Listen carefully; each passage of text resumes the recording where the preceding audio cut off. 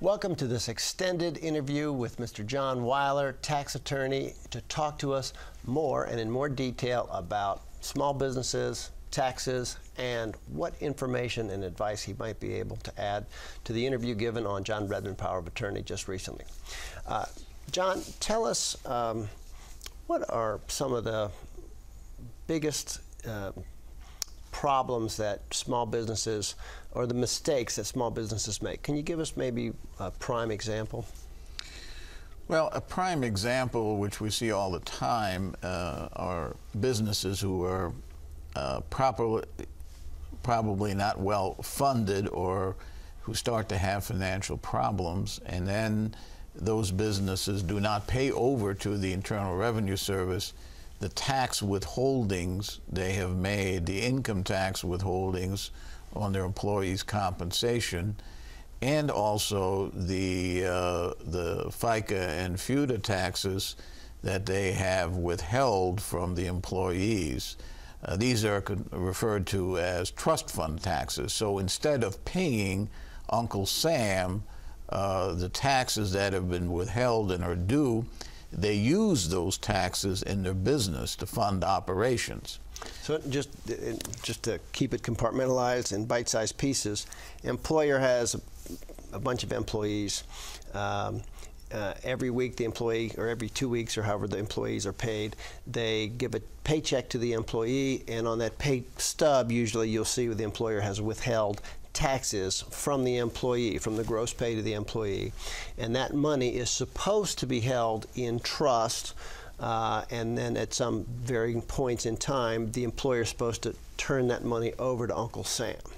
On a quarterly basis. On a quarterly basis, 4 times a year, and that's taxes that the employee owes the government, or maybe the employee together with the employer chipping in money the employee owes the government. Well, no, on income, on salary, the employee, when he starts his employment, fills out it's called a W-4. Mm-hmm. He claims, or she claims, certain amount of exemptions.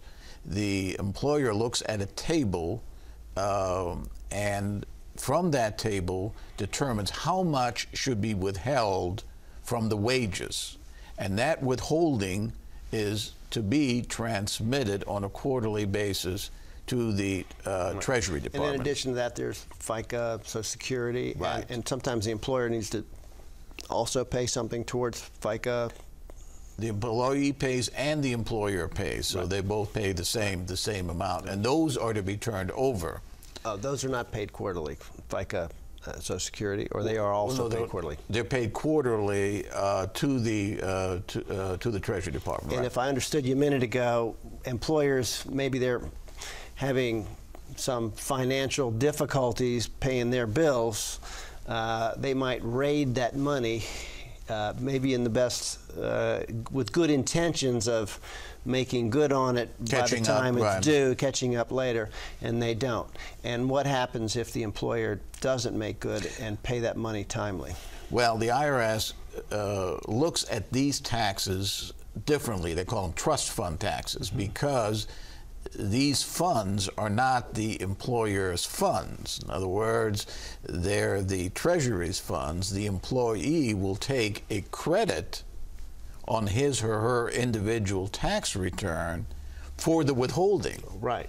And if the withholding has not been paid to the Treasury, obviously the Treasury figures it's their money and the employer should not be using. The issue then becomes that the Internal Revenue Service can assert personal liabilities against the responsible person. In other words, can pierce the entity. Right. In other words, go after the responsible person personally. We talked during the show that a lot of times if you have formed a company, you may avoid personal liability. That is, the person who formed the company or the people who formed the company may avoid personal responsibility for the debts of the company if the company owes money or gets sued. Right. But in this case, if the company doesn't pay if the company takes that money and doesn't takes it from the employee's paycheck and doesn't give it to the government, the principals or the people who own the company, they will be held personally responsible for that money. Well, not only the owners and the principal, but a responsible person whose job it was to see that those taxes are paid. Bookkeeper or accountant for the company. Yeah, we've had situations where volunteers on a tax-exempt organization have been held responsible. Plus sizable penalties. Plus sizable penalties, right? Well, we're running short on time, right. and let's get to the next topic. Tell us, and we're running real short on time. Retirement plans. What do you tell people who come to you for advice about retirement plans? Well, I tell them this is one of the primary things they need to be looking at. You know, obviously everyone's concerned about retirement. Everyone's concerned, will the Social Security be there for me? And therefore establishing a retirement plan, not only for the owners, but also for the employees, is, I think, something that needs to be seriously considered. And there's tax benefits to this. Yeah, there's two advantages to a retirement plan. First, the contribution that is made to the retirement plan by the employer or by the employee is tax deductible. And so it's not after the retirement plan, you don't pay taxes on that money that you otherwise would. Right. And the earnings accumulate tax deferred in the retirement plan. So the money in that tax saving, in that pension plan, as they draw interest or accrue interest, you're not paying taxes at present on that. At present. So if your earnings are 6%, the 6% accumulates, not 6% less income taxes. Okay. And then you pay the taxes when you withdraw the money, and then it's taxable income. And there are different kinds of plans. There are basically two broad categories: defined contributions and defined benefits. Defined contributions are similar to a savings account. A contribution is made, and that contribution grows or loses in value, whichever way it goes. Earnings are earned on that fund, and whatever that pot is, whatever that fund is at retirement, is what you get. A defined benefit plan, on the other hand, which have really gone out of vogue to a great extent, is you're funding for an annuity. You promise to pay an employee X% of his or her compensation for the rest of their life, and you have to come up with a pot of cash to fund that annuity. It's like going to a life insurance company and saying, I want to pay an annuity payable X dollars for the rest of my life, and the life insurance company will say, well, that'll cost you X dollars. What's the advantages to an employer to pay something extra in addition to the salary and whatever other benefits the employer is already paying to the employees? Well, it motivates employees. It in a sense, ties them a little bit to the job, to the relationship. And take as an example 401k plans, which again have become the plan of choice.